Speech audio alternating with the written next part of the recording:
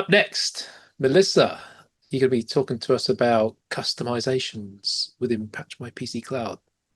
I kind of know what you're going to be doing, so I'm really excited about this one. Awesome. Yeah. Hey, everybody.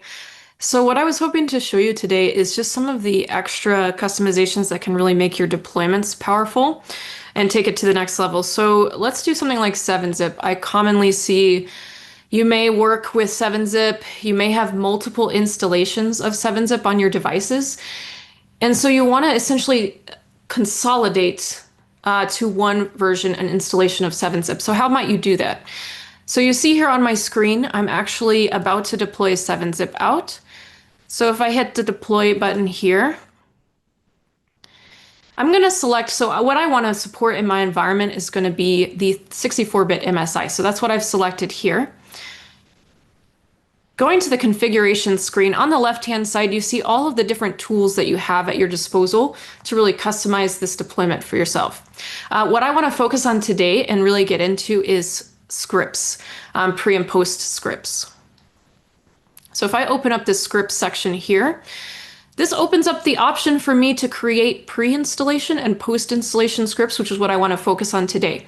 So in this scenario, we're trying to find all of the installed iterations of 7-zip on your device. So maybe you have the older version of an exe installation. Maybe you also have another MSI installation, creating duplicate installations of 7-zip. So what I want to do is I'm going to add a pre-installation script, and we do have a generic uninstall script that I'm going to show you and kind of customize today. Going into that, I've just launched the pre-installation script window here. So you see, this is actually a text editor. So you could just type up I could type up a script right now. You can import a script. There's a lot of options here.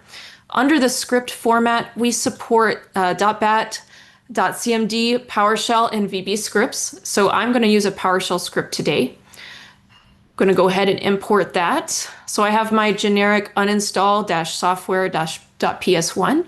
Let me go ahead and import that. So there's two ways that I can customize this to remove 7-zip.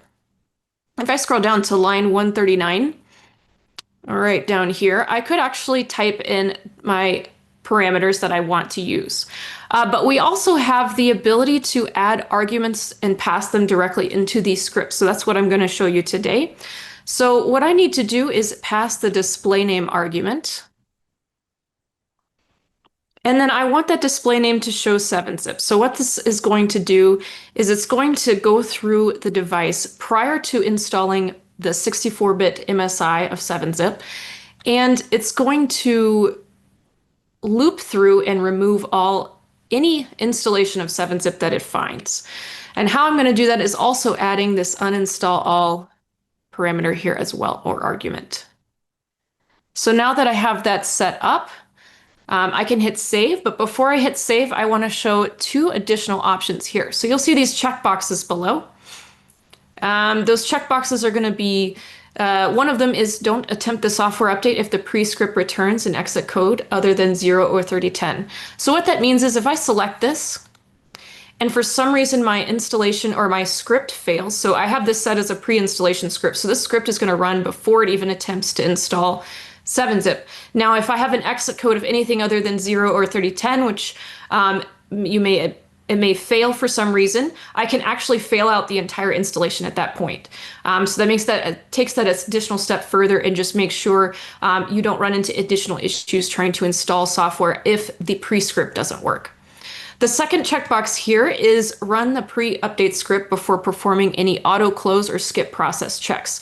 If I don't have this checked, it's actually going to start the whole process, including the pre-installation script, after any checks to make sure the processes for 7-zip are running on the device. If I check this box, I can essentially skip that and it can run regardless of what's running on the device. It won't do any checks. So I'll go ahead and leave both of those blank for now. So let's go ahead and hit save. All right, so now I am ready to assign this out. But the other thing I wanted to go over, let's go ahead and get this set up. I wanted to go over extra files as well. So I do have an example of extra files with Notepad++. Let's just get this assigned out real quick and we'll go ahead and save that and deploy that. So you'll see I have a couple of options here. I wanted to show you a couple of different ways that you can really leverage some of the customizations in these deployments. So let me hit edit, go back to the configuration. So I can take this a step further. I just showed a pre-installation script that's uninstalling all iterations of 7-zip that might be on the device. The second option that I'm going to go through is how to leverage a pre-script or a post-script with also using extra files. So I have my extra files here. This is a deployment of Notepad++. I've uploaded my compare plus zip file, which is the plugin that I want to add automatically during that installation. And then what I've added here is a post-installation script. This is going to take, and it references that extra file, and it's going to take that extra file, expand it onto the program files for Notepad++ in the correct plugins folder, create the folder as well. And then now I have that plugin already installed after Notepad++ installs. So this is why I've set this as a pre-script as an example here. So we'll go ahead and cancel out. But the other tools that you have here, you'll see you're pretty familiar. You might be pretty familiar with these. The other one, we've gone through a lot here. So we've gone to the pre and post installation scripts, extra files that you can also reference in those pre and post installation scripts. But you also have additional parameters that you can add into the install command line. And you also have the ability to leverage any other tools here as well. I think that's pretty much everything that I have to show you. Hopefully that's been helpful. Let me know if anyone has any additional questions or anything like that.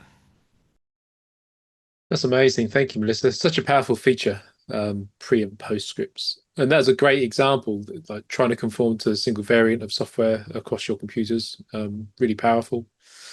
I've seen customers use that feature for maybe when they install a third-party update from a vendor, it squashes some customizations on the device.